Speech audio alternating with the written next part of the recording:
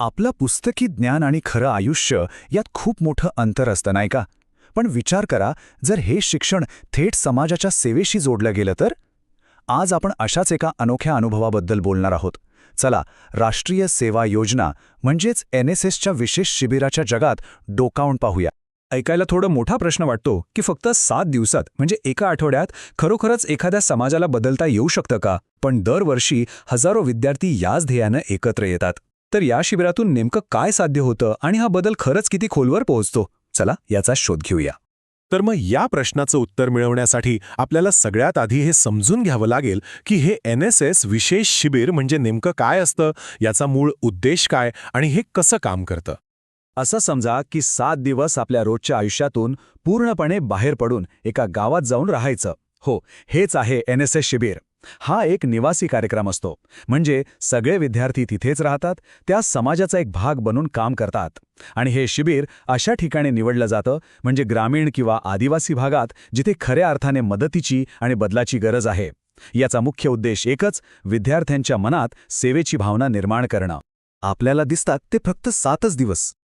पण या 7 दिवसांच्या यशस्वीतेमागे कित्येक आठवड्यांची मेहनत आणि काटेकोर नियोजन असतं. हे नियोजन म्हणजे खरं तर या संपूर्ण अनुभवाचा भक्कम पाया आहे. पाहूया हा पाया कसा रचला जातो. ही प्रक्रिया किती विचारपूर्वक केली जाते बघा. सगळ्यात आधी एक योग्य गाव निवडलं जातं जिथे कामाची गरज आहे. मग स्वयंसेवकांची नोंदणी होते आणि कामाच्या विभागणीसाठी छोटे छोटे गट तयार होतात. प्रत्येक गटाला काय करायचंय, नियम काय आहेत, हे सगळं स्पष्ट केलं जातं. आणि हो, सगळ्यात महत्त्वाचं म्हणजे विद्यार्थ्यांची सुरक्षा, त्यांची राहण्याची, जेवणाची आणि अगदी वैद्यकीय मदतीची सुद्धा प्रत्येक गोष्टीची काळजी घेतली जाते. यात जराही तडजोड नसते. बरं, नियोजन तर झालं. आता वेळ आहे प्रत्यक्ष कामाला लागण्याची. हे 7 दिवस म्हणजे एक झंझावात असतो. प्रत्येक दिवस एक नवीन आव्हान आणि एक नवीन अनुभव घेऊन येतो. चला बघूया हा प्रवास कसा घडतो. या वेळापत्रकाकडे पाहिलं की एक सुंदर रचना लक्षात येते. सुरुवात होते उद्घाटनाने आणि गाव समजून घेण्यापासून. म्हणजे आधी सर्वेक्षण होतं, मग हळूहळू कामाचा वेग वाढतो.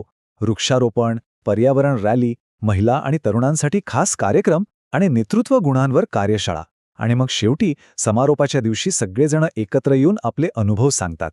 प्रत्येक दिवसाचं एक ठरलेलं स्पष्ट उद्दिष्ट आहे. पण थांबा, हे फक्त एक वेळापत्रक आहे. याच्या आत खरा बदल घडवणारे उपक्रम दडलेले आहेत.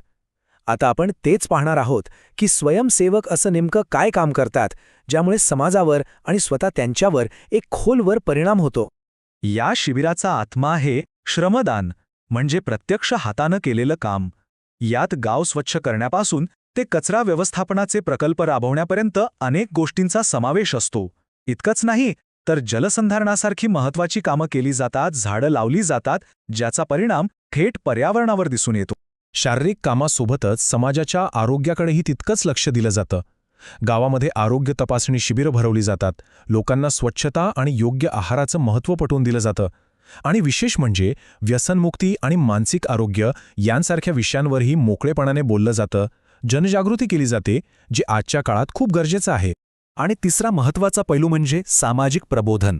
इथे फक्त काम नाही, तर लोकांचे विचार बदलण्यावरही भर दिला जातो. प्रौढांना शिकवण्यासाठी साक्षरता वर्ग घेतले जातात, महिला सक्षमीकरणासाठी कार्यशाळा होतात आणि अंधश्रद्धेसारख्या विषयांवर पथनाट्यांच्या माध्यमातून थेट संवाद साधला जातो. हे सगळं काम, हे उपक्रम, हे सगळं तर झालं. पण याचा खरा कायमस्वरूपी परिणाम काय? या शिबिराचं खरं महत्त्व काय आहे? आता आपण या संपूर्ण अनुभवाच्या अगदी गाभ्याशी पोचत आहोत. विद्यार्थ्यांसाठी हे शिबिर म्हणजे फक्त एक आठवड्याचं काम नसतं, तो एक आयुष्य बदलून टाकणारा अनुभव असतो. त्यांच्यामध्ये आपोआपच नेतृत्व गुण आणि टीमवर्कची भावना वाढते. समाजाबद्दलची आपली जबाबदारी काय आहे याची तीव्र जाणीव होते. पण सगळ्यात महत्त्वाचं, त्यांना ग्रामीण जीवनातल्या समस्या अगदी जवळून बघता येतात, ज्यामुळे त्यांच्यात सहानुभूती आणि सेवाभाव कायमचा रुजतो. आणि या संपूर्ण अनुभवाचं, या सगळ्या बदलाचं सार फक्त एका छोट्या ब्रीदवाक्यात दडलेलं आहे. मी नाही तर तुम्ही. या 2 शब्दांमध्ये प्रचंड ताकद आहे. स्वार्थाच्या पलीकडे जाऊन समाजाचा आणि इतरांचा विचार आधी करणं. प्रत्येक स्वयंसेवक हीच भावना मनात ठेवून काम करतो. आणि यामुळेच हे शिबिर केवळ एक कार्यक्रम राहत नाही, तर ती एक चळवळ बनते. आणि म्हणूनच हा शेवटचा प्रश्न खूप महत्त्वाचा आहे. शिक्षण आणि समाजसेवा यांची सांगड घालणं आजच्या काळात इतकं आवश्यक का आहे? याचं उत्तर सोपं आहे, कारण NSS सारखे उपक्रम फक्त गावांना नाही बदलत, तर ते अशा जबाबदार नागरिकांना घडवतात जे उद्याचा भारत घडवतील. यावर नक्कीच विचार करण्यासारखा आहे.